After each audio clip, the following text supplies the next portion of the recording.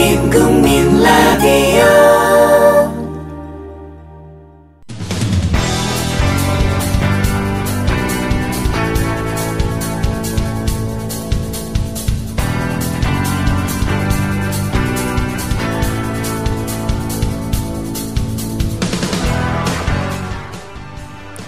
국민 라디오 뉴스트라다무스 듣고 계신 현재 시각 2시 2분입니다.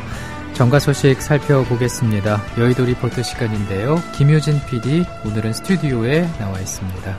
어서 오세요. 네, 안녕하세요. 김효진입니다. 예, 오늘은 헌법재판소의 통합진보당 해산 결정에 관한 얘기 많이 나눠봐야 할 것 같습니다. 네. 먼저 정치권 반응부터 살펴보죠. 네. 일단 진보당의 이정희 대표가 낸 입장부터 전해주시겠습니까? 네, 이정희 진보당 대표가 기자회견을 통해서 입장을 밝혔습니다. 예. 그대로 소개를 해드리겠습니다. 이정희 대표는 민주주의가 송두리째 무너졌습니다. 박근혜 정권이 대한민국을 독재국가로 전락시켰습니다. 라면서 6월 민주항쟁의 산물인 헌법재판소가 허구와 상상을 동원한 판결로 스스로 전체주의의 빗장을 열었다. 이렇게 비판을 했습니다. 예. 이정희 대표는 그러면서 국민 여러분 죄송하다. 민주주의를 지켜내야 하는 저의 마지막 임무를 다하지 못했다. 오늘 정권은 진보당을 해산시켰고 저희의 손발을 묶을 것이다. 그러나 저희 마음속에 키워온 진보 정치의 꿈까지 해산시킬 수는 없다. 오늘 정권은 자주민주통일의 강령을 금지시켰지만 고단한 민중과 갈라져 아픈 한반도에 대한 사랑마저 금지시킬 수는 없다. 이렇게 말을 했습니다. 예. 새누리당은 어떤 반응입니까? 새누리당도 즉각 박대출 대변인 명의의 논평을 내고요. 헌재 결정은 대한민국 부정 세력에 대한 준엄한 심판이라면서 이는 헌법의 승리이자 자유민주주의의 승리다. 정의의 승리를 안겨다준 헌재 결정에 경의를 표한다고 말했습니다. 예. 새누리당은 또 대한민국이 종북 세력의 놀이터로 국회가 종북 세력의 해방구로 전락하는 것은 오늘로 종지부를 찍었다면서 헌재는 오늘 헌법이 보장하는 정당 결사의 자유도 절대 불가침의 무한 자유가 아님을 분명히 해주었다고 평가했습니다. 새누리당은 이어서 민주주의란 보호벽 뒤에 숨어 대한민국 헌법을 부정하고 이적 행위를 하는 세력은 이 땅에서 영원히 추방돼야 한다면서 북한 권력혁명을 추종하는 세력은 대한민국에서 존재할 가치가 없다는 것이 헌법 정신으로 확인됐다고 강조했습니다. 새누리당은 나아가서 야권 연대라는 화려한 독버섯에 혹해 종북 숙주 노릇을 하는 정당은 더 이상 없어야 한다. 통진당과 선거연대를 꾀했던 정당과 세력은 통렬히 반성할 것을 촉구한다면서 화살을 야권 전체로 돌리기도 했습니다. 예. 그런가 하면은 김무성 대표의 개별적인 입장도 나왔다고요. 예, 김무성 대표는 언론 인터뷰를 통해서 헌재 결정을 존중한다. 일단 이렇게 말을 했습니다. 예. 국가는 법에 의해 운영되는 것이다. 법원의 판결대로 존중하고 수용한다. 이런 겁니다. 김무성 대표는 그러면서 이번 일을 계기로 폭력으로 이 사회 전복을 기도할 수 있다는 망상에서 벗어나야 한다. 이렇게 나쁜 정당이 우리 사회에 다시는 있어서는 안 된다고 말했습니다. 예. 새정치연합의 반응은 좀 다르겠군요. 새정치연합은 좀 조심스러운 것 같습니다. 예. 기본적으로. 예. 박수현 의원을 통해서 대변인이죠. 원내 대변인이죠. 헌재 결정을 무겁게 받아들인다면서도 헌법 가치와 민주주의 기초인 정치 결사의 자유가 훼손된 것은 우려하지 않을 수 없다고 실망감을 나타냈습니다. 예, 실망감을 나타냈고 안철수 의원이 SNS를 통해서 남긴 한마디도 주목을 받고 있습니다. 그렇습니다. 새정치연합 안철수 의원은 헌재 결정이 나온 직후 자신의 트위터를 통해서 헌재 결정을 존중한다면서도 다만 국민과 유권자가 투표로 심판해야 할 몫이라고 주장했습니다. 안철수 의원은 저는 통합진보당의 활동에 동의하지는 않는다는 전제로 예. 그러나 정당 해산 결정이라는 중대 사안은 헌재가 아니라 국민과 유권자가 투표로 심판해야 할 몫이라고 생각한다는 점을 말씀드린다. 이렇게 설명했습니다. 예, 이런 의견에 또 공감하시는 분들도 있을 것 같습니다. 네.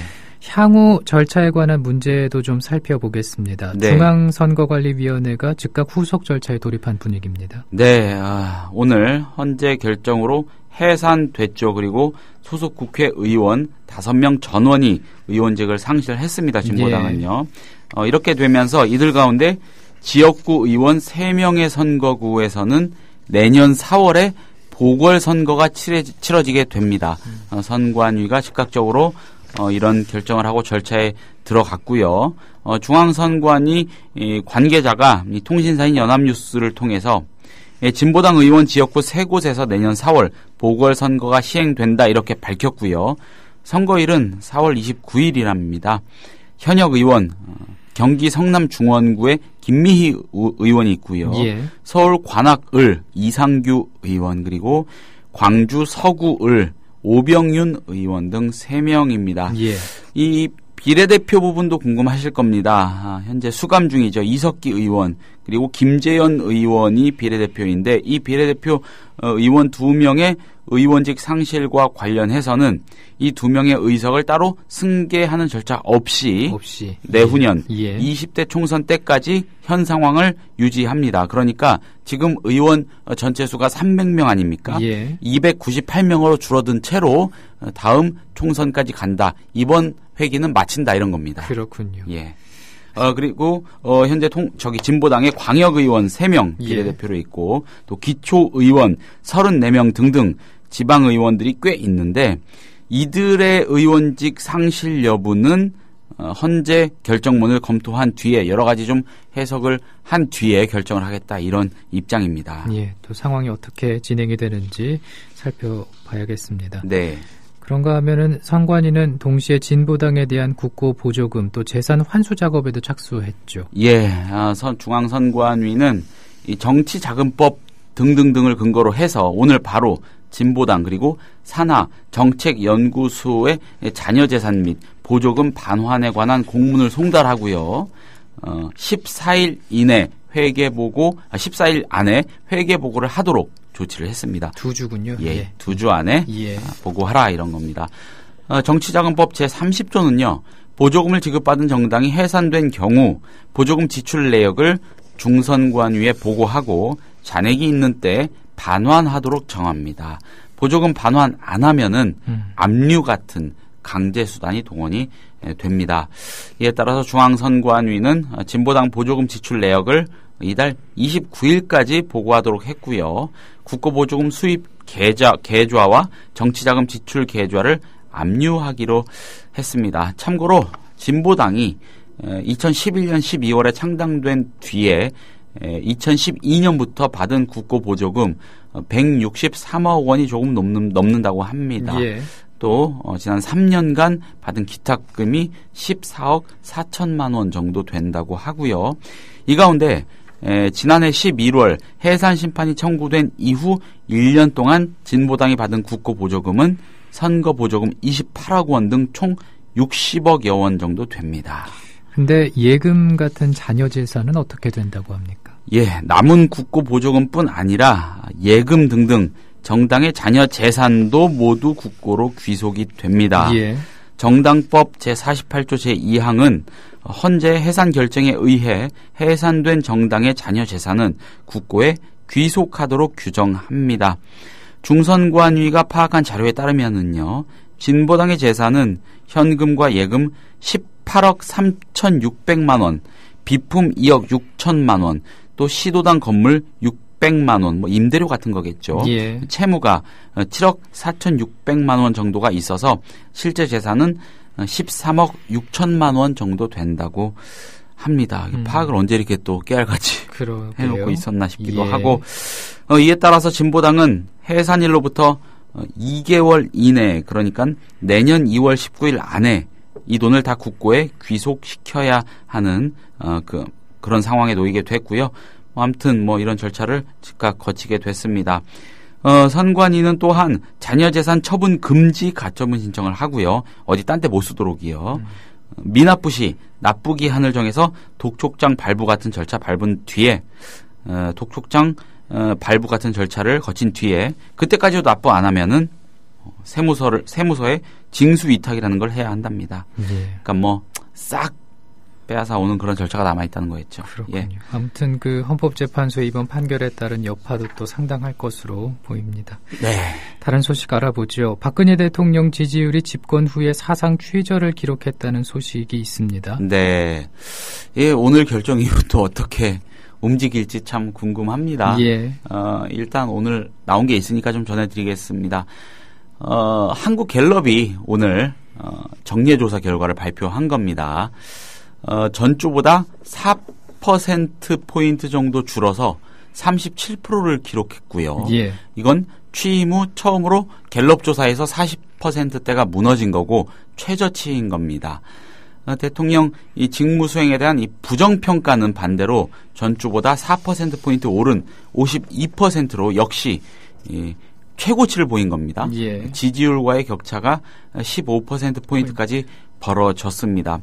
세대별로 간략하게 좀 짚어보자면은 60대 이상 노인층에선 65%인데 그 아래로 갈수록 뚝뚝 떨어집니다. 50대, 그렇군요. 53%. 예. 그리고 그 오피니언 리더가 가장 많이 분포해 있고 또 여론 영향력이 가장 센 세대라고 하죠. 40대 지지율이 28%에 그쳤다는 게 좀 주목됩니다. 예. 2030 세대에서는 20% 밑돌았다고 하고요. 뭐 이런 상황입니다. 근데 앞에 말씀드렸다시피 오늘 헌재가 엄청난 결정을 어쨌든 했습니다. 이걸 가지고 여러모로 관계 당국이 또 여론 몰이에 나설 수도 있고요. 예. 다음 주, 다다음 주 조사 어떻게 나올지 한번 잘 지켜봐야 될 것 같습니다. 예, 이번 주 고생 많으셨습니다. 고생하셨습니다. 고맙습니다. 예.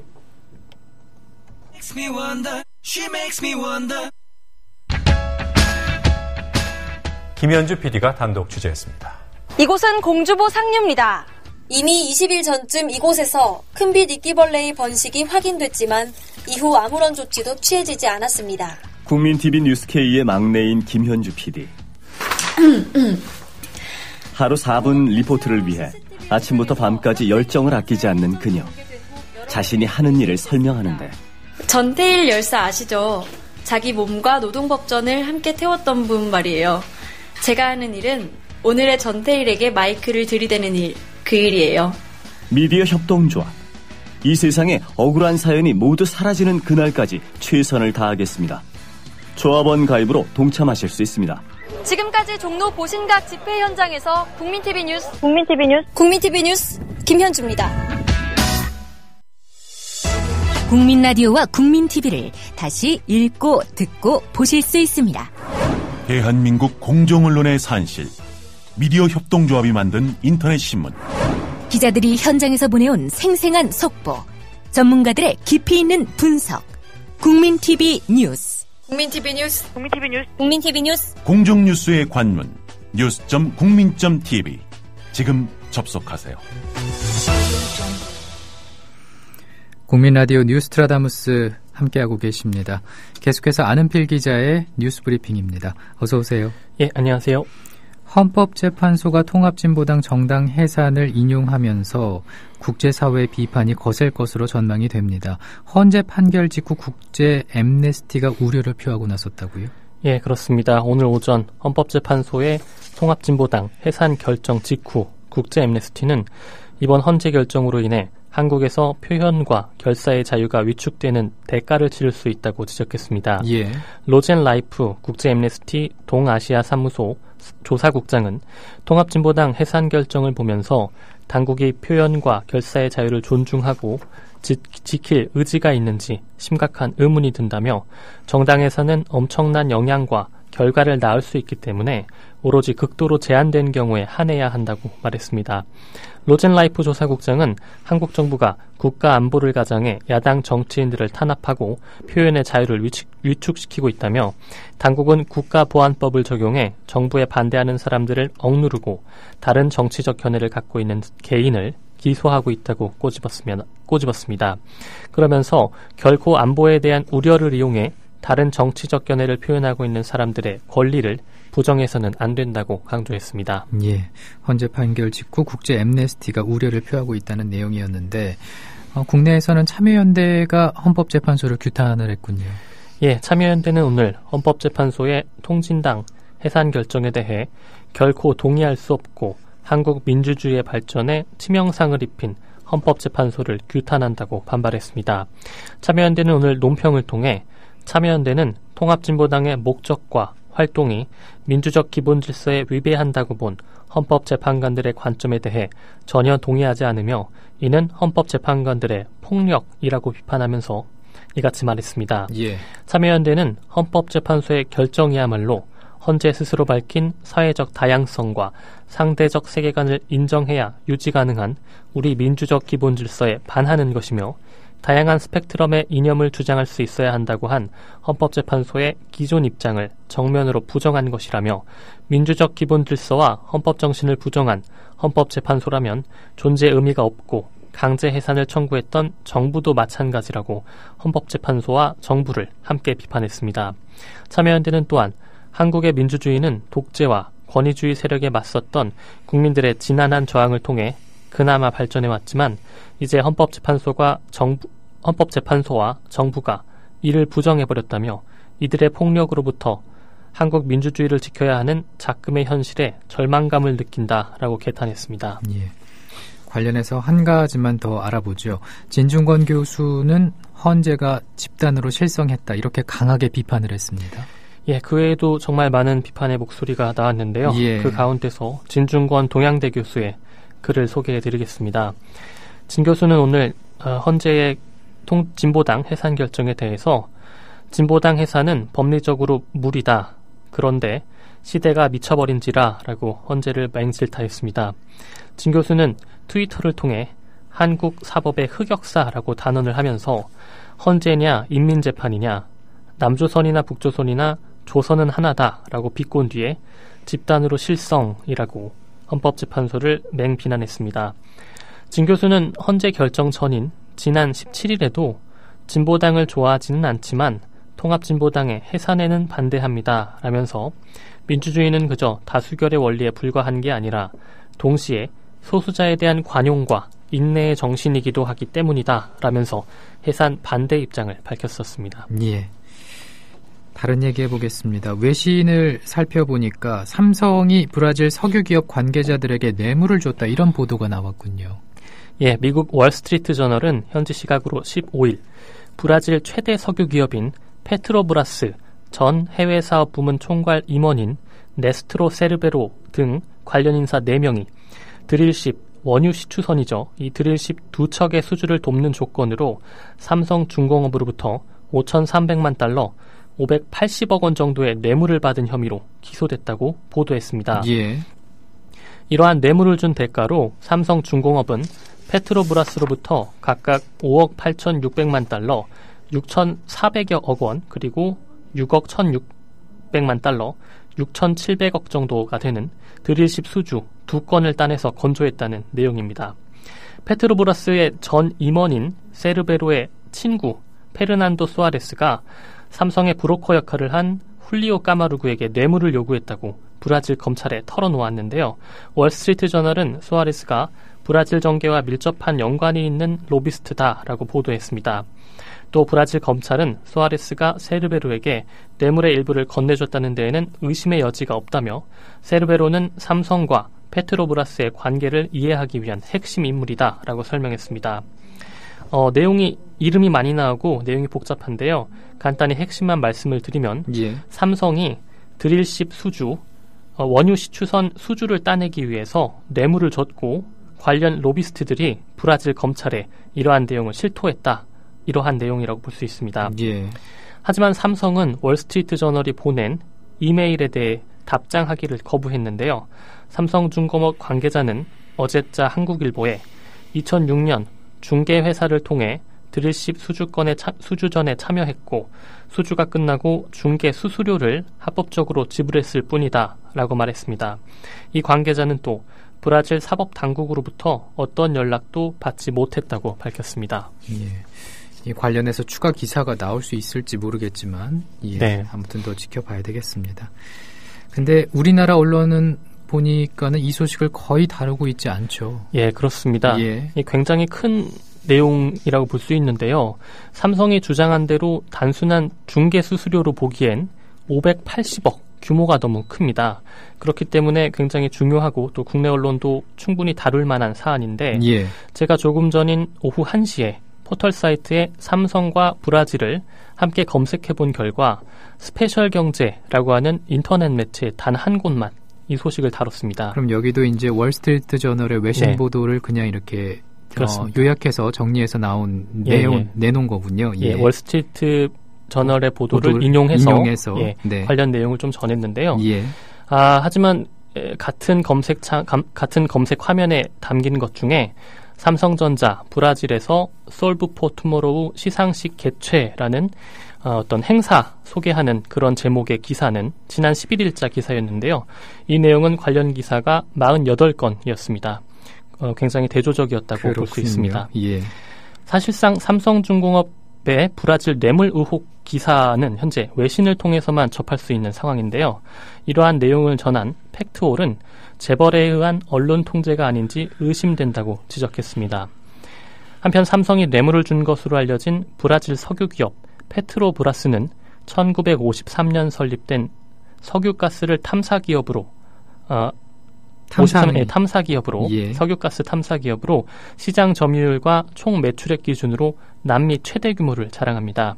페트로브라스의 석유 생산량은 브라질 전체의 90%가 넘고요. 또 직접 간접 고용 인력은 40만 명 정도로 알려져 있습니다. 스페셜 경제의 기사에 따르면 삼성이 연루된 브라질 페트로브라스 스캔들은 현재 브라질에서 정치권으로까지 확산이 되면서 브라질 최대 이슈가 되고 있는 사건 중 하나입니다. 그렇군요. 원전을 관리하는 한국수력원자력의 내부 자료가 전문 해커들에 의해서 유출이 돼서 수사기관이 수사에 나섰다고요? 예, 한수원은 임직원들의 개인정보와 내부 자료가 유출돼 어제 서울중앙지검에 수사를 의뢰했다고 밝혔습니다. 유출된 정보와 자료는 해커들이 개설한 블로그를 통해 인터넷에 공개가 됐는데요. 예. 해커들은 전날 블로그에 한수원 임직원들의 개인정보를 올렸고 또 내부 자료도 올린 것으로 알려졌습니다. 한수원은 해당 블로그에서 자료 유출 사실을 확인하고 검찰에 피해 사실을 신고하고 수사를 의뢰했고요. 해당 포털 사이트의 요청에 블로그를 폐쇄했다고 전했습니다. 한수원의 데이터 센터를 직접 해킹했다고 주장하는 해커 집단은 WhoamI라고 불리고 있는데요. 예. 자신들을 원전 반대 그룹으로 지칭하고 있습니다. 유출된 자료 가운데는 월성 1호기, 감속제 개통, ISO 도면을 비롯한 월성과 고리 원전 자료와 원전 주민들에 대한 방사선량 평가 프로그램 등의 내부 문건이 포함된 것으로 알려져 있습니다. 어찌 보면 중요한 문건이라고도 볼 수가 있겠죠. 네, 그렇습니다. 예. 또 한수원 전체 임직원의 이름, 전화번호, 이메일, 주소 등의 개인 주소도 유출이 됐고요. 특히 국민의 안전과 직결된다고 볼 수 있는 원전의 설계 도면 등 기밀 문서가 유출됐을 가능성도 있어서 우려가 점점 커지고 있는 상황입니다. 하지만 이에 대해서 한수원은 원전 관리에 위험을 초래할 수 있는 중요 정보의 유출은 없다라는 입장인데요. 한수원 관계자는 유출된 자료는 과거에 사용했던 원전 운전용 도면과 직원 교육 자료, 임직원 정보 등이며 원전 설계 도면과 같은 기밀 서류가 유출된 것은 아닌 것으로 파악된다. 해킹을 통한 유출인지도 확인되지가 않았다라고 밝혔습니다. 뭐 어찌됐든 그 중요 자료든 중요하지 않는 자료든 간에 어쨌든 해킹이 이루어지지 않게 해킹되지 않게 조치를 취했어야 되지 않나라는 생각이 그렇습니다. 듭니다. 또 한수원 같은 경우는 이번뿐만 아니라 전에도 내부 직원이 연루된 또 내부 문건 유출 사태가 있었기 때문에 더욱더 비판이 거세게 일 것으로 보입니다. 그렇습니다. 세월호 참사 진상규명을 위한 특별조사위원회 구성이 완료됐는데 구성 직후부터 우려의 목소리가 쏟아지고 있죠. 무슨 일 때문입니까? 예, 세월호 특별조사위원회는 상임위원 5명을 포함해서 총 17명으로 구성이 됐습니다. 예. 새누리당과 새정치민주연합이 각각 5명씩 총 10명을 추천했고요. 대법원장과 대한변호사협회가 각각 2명씩 총 4명, 그리고 세월호 가족대책회의가 3명을 추천하는 구조입니다. 특별조사위원장은 여야 합의에 따라 세월호 가족대표회의가 선출하는 상임위원이 맡게 됐고요. 부위원장 겸 사무처장은 새누리당이 추천한 상임위원이 맡습니다. 하지만 구성 직후부터 특별조사위원회가 세월호 진상 은폐위원회로 전락할 수 있다, 이런 우려가 쏟아지고 있는데요. 세월호 특별조사위원회의 구성은 완료가 됐지만 새누리당이 추천한 5명의 인사가 특별조사위원으로 적절한지에 대해 비판이 쏟아지고 있는 겁니다. 예. 무엇보다 이러한 인사들은 특별법의 취지에 정면으로 위배되고 있다는 지적이 많은데요. 4.16 세월호 참사 진상규명 및 안전사회 건설 등을 위한 특별법 제4조 위원회의 독립성 부분을 보면 업무를 수행할 때 정치적 중립성을 지키고 독립성과 객관성을 유지해야 한다라고 규정을 하고 있지만 새누리당이 추천한 5명의 인사들의 경우에 이러한 역할을 기대하기가 힘들다는 것입니다. 예. 새누리당이 추천한 5명의 인사, 구체적으로 어떤 인사 때문에 그러는 겁니까? 예, 대표적으로 부위원장을 맡게 된 조대환 씨에 대한 비판의 목소리가 높은데요. 예. 새정치연합 서영교 대변인은 그제 브리핑에서 다시는 세월호 참사 같은 일이 일어나지 말아야 한다는 취지에서 진상을 조사하고 안전한 장치를 만들고 유가족을 조금이라도 보듬자는 취지로 만들어진 것이 세월호 특별법이다. 그런데 새누리당의 위원 선임을 두고 유가족들과 시민사회가 깜짝 놀랐다. 도대체 어떤 기준으로 선임을 한 것이냐라고 따져 물었습니다. 예. 서영교 대변인은 부위원장을 맡게 된 조대환 씨는 삼성 떡값 관련 특검보를 맡았다라면서 당시 삼성 계열사 사건을 지속적으로 수임해온 로펌과 합병하면서 특검보를 내려놓아야 한다는 비판을 받았던 사람이다라고 지적했습니다. 서 대변인은 성역 없는 조사가 필요한 시점에 중립성이 보장되겠는가라고 비판을 했습니다. 이 밖에도 황전원 의원은 새누리당 부대변인, 당시에는 한나라당이었는데요. 한나라당 부대변인을 역임했고요. 예. 또 박근혜 대통령의 공보 특보를 지낸 인물입니다. 석동현 의원 또한 부산 해운대 기장갑에서 새누리당 공천을 신청했던 인물로 알려져 있습니다.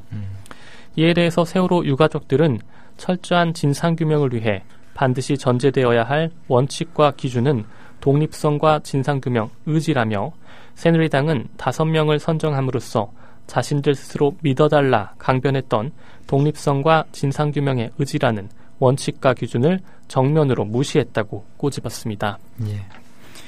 유엔이 북한 인권 결의안을 가결시켰습니다. 인권 문제와 관련해서 유엔이 국제형사재판소 회부 권고를 결의한 것은 이번이 처음이라고요. 예, 유엔이 현지 시각으로 18일 미국 뉴욕 유엔 본부에서 본회의를 열고 북한 인권 결의안을 찬성 116표, 반대 20표, 기권 53표로 가결시켰습니다. 예. 지난달 18일 유엔 총회 제3위원회 표결 당시와 비교해보면 찬성표가 5표 증가했습니다. 가결된 결의안은 북한 인권 상황을 국제형사재판소 ICC에 회부하도록 하는 내용을 담고 있는데요. 유엔 안전보장이사회는 오는 22일 북한 인권 관련 회의를 처음 소집해 북한 인권 상황을 정식 안건으로 채택할지 그 여부를 결정하게 됩니다. 하지만 안보리 이사국인 중국과 러시아가 북한 인권 결의안에 대한 반대를 공공연하게 주장해왔던 점을 고려해보면 실제 안보리에서 결의가 이루어질 가능성은 크지 않다는 시각도 있습니다. 이번에 통과된 결의안은 법적 구속력을 갖고 있지는 않지만 예. 북한에서 벌어지고 있는 인권 유린의 심각성에 대한 국제사회의 깊은 우려를 반영하고 있는 것으로 볼 수가 있고요. 또 유엔 안보리가 북한 인권 상황을 ICC에 회부하고 가장 책임 있는 사람들을 제재하도록 권고하는 구체적인 조치들이 포함되어 있습니다. 북한은 이날 유엔 총회 표결에 앞서서 이번 결의안이 북한에는 가보지도 못한 유엔 북한인권조사위원회 CIO가 작성한 조작된 보고서의 바탕을 둔 정치적 음모의 산물이다라면서 모든 회원국들에게 반대할 것을 주장했는데요.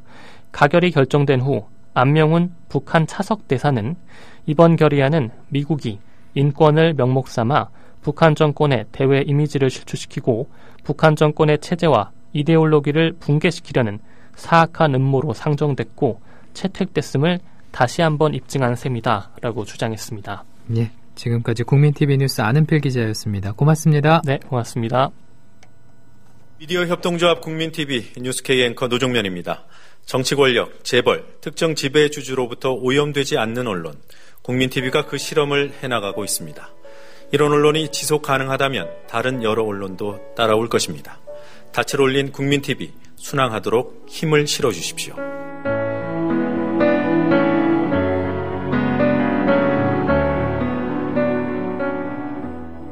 월 11,000원의 조합비 납입. 조합원 여러분의 많은 동참을 바랍니다. 자동납부는 미디어 협동조합 홈페이지 국민.tv 또는 서울전화 3144-0933, 서울전화 3144-7737로 신청하실 수 있습니다. 여러분에게 언론혁명으로, 그래서 자부심으로 보답하겠습니다.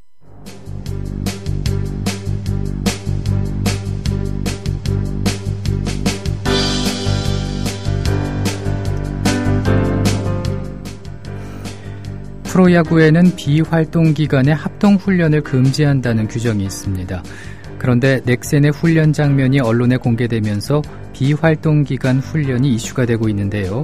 이슈 분석, 오늘은 최동호 스포츠평론가와 관련된 얘기 나눠보겠습니다. 안녕하십니까? 예, 안녕하세요. 예, 비활동 기간이라는 단어가 참 낯설게 느껴집니다. 예, 비활동 기간 훈련 금지가 어떤 내용인지 이것부터 좀 설명을 해주시죠. 네, 이 프로야구 선수들도 사람이잖아요. 예, 그래서 1년 내내 운동을 할 수가 없다는 거죠. 쉴 때는 푹 쉬는 것이 이제 도움이 될 수도 있는데, 그래서 이 한 해 일정이 모두 끝난 12월과 1월까지가 이제 선수들이 바로 재충전하면서 쉴 수 있는 시간이거든요. 예. 근데 만약에 이 기간 동안에 구단에서 훈련을 하자, 모두 모여라라고 하면은 이 선수들로서는 거부할 수가 없잖아요. 그렇죠. 그래서 구속력이 있게 아예 이 규정으로 정해놓은 겁니다. 이 야구 규약 138조에 이 구단 또는 이 선수는 매년 12월 1일부터 이듬해 1월 31일까지 야구 경기 또는 합동 훈련을 할 수 없다라고 명시가 되어 있거든요. 예. 그리고 이 프로야구 선수들이 매년 1년 단위로 계약을 하고 있잖아요. 예. 근데 실제로 이 계약 기간은 2월부터 11월까지입니다. 그래서 이 프로야구 선수들의 연봉도 2월부터 11월까지만 나오고 12월과 1월에는 지급이 되지 않습니다. 예. 그러니까는 이번에 그 넥센의 훈련 장면을 찍은 사진이 공개가 되면서 논란이 촉발된 거지 않습니까?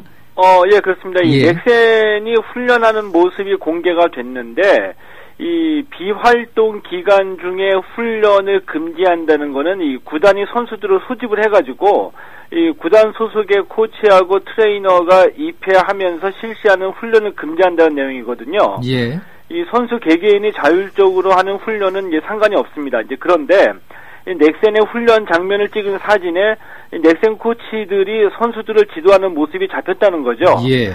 그래서 이 사진이 공개가 되자마자 이 프로야구 선수협회가 넥센의 합동 훈련에 크게 분노한다.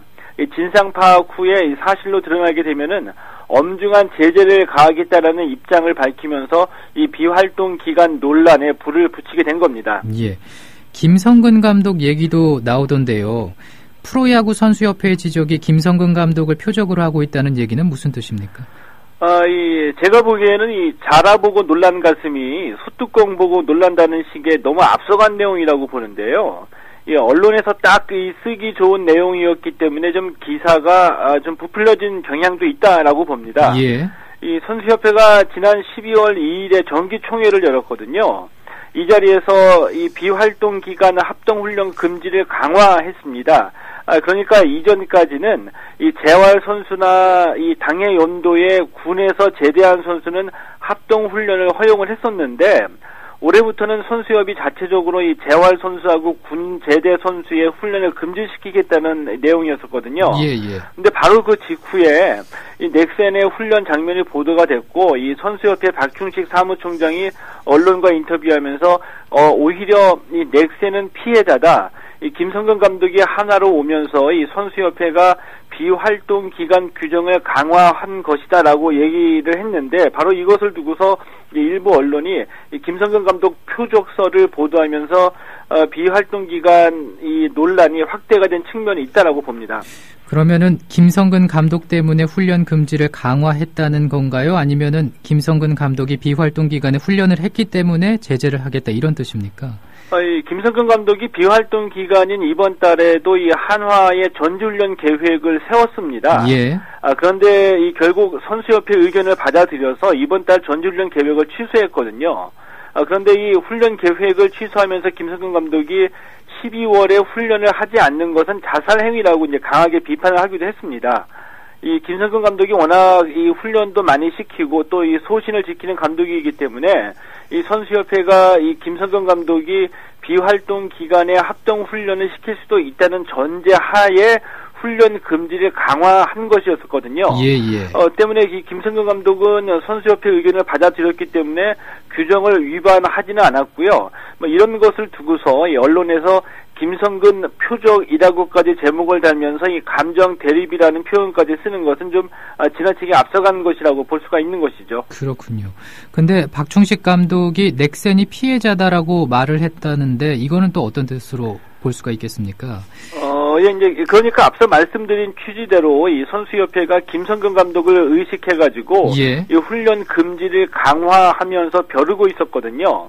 근데 하필 그동안 이 규정을 잘 지켜왔던 넥센의 훈련 사진이 보도가 되면서 이 넥센이 제재를 받을 수도 있게 됐기 때문에 이 넥센을 두고서 피해자라고 언급을 하는 겁니다. 이 넥센이 이 선수들을 소집해서 훈련하는 것이 아니라 이 선수들이 자유로 훈련할 때 이 구장에 일이 있어서 왔었던 이 코치들이 선수들로부터 도와달라는 요청을 받고 잠시 도와준 것뿐이다라고 넥센을 해명을 하고 있거든요.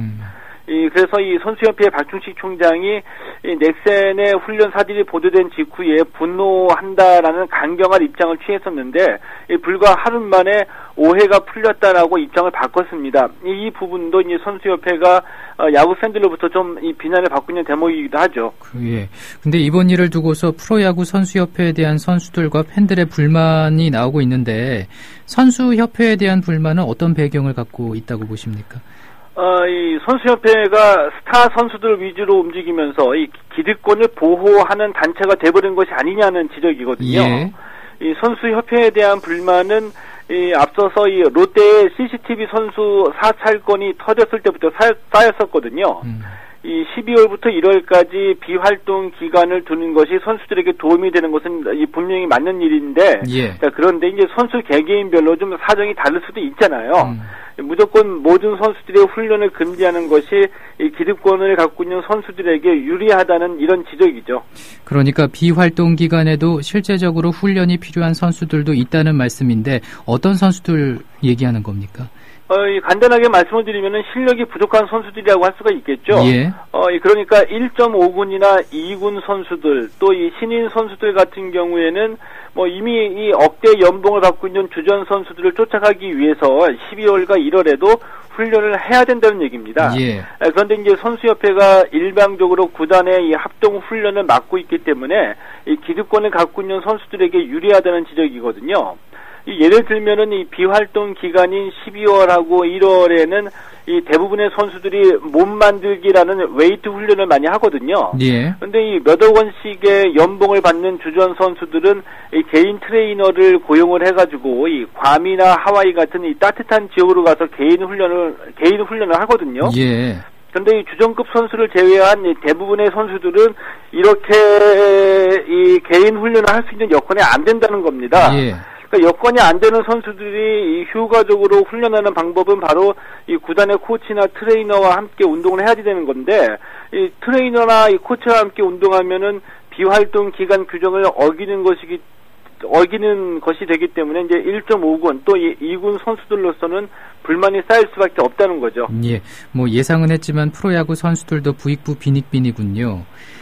근데 선수협회에도 비활동 기간에 대부분의 선수들이 개인 트레이너를 고용해서 훈련하기 힘들다는 것을 알기 때문에 지원을 해주는 것으로 얘기를 들은 게 있는데 이게 활성화되어 있지는 않습니까?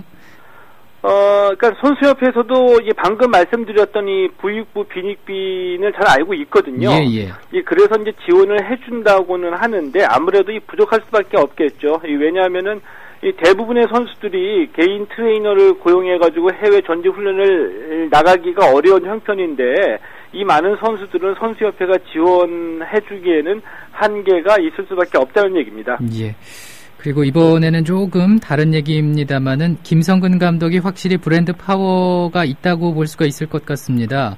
그 이름 석자의 영향력이 대단하지 않나 싶은데 비시즌 기간에도 김성근 감독의 말 한마디가 뉴스가 되고 있는데 이번에는 한화의 정현석 선수를 재영입해서 화제가 되고 있죠.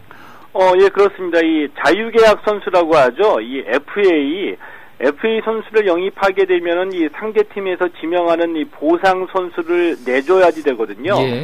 그래서 이 한화가 삼성의 배영수 선수를 FA로 영입했고요. 이 삼성이 한화의 정현석 선수를 보상 선수로 지명을 했는데 한화가 다시 이 정현석 선수를 현금 5억 5천만 원을 주고서 트레이드 형식으로 데려온 겁니다. 예. 근데 정현석 선수가 암 수술을 받은 것이 뒤늦게 알려졌다고요.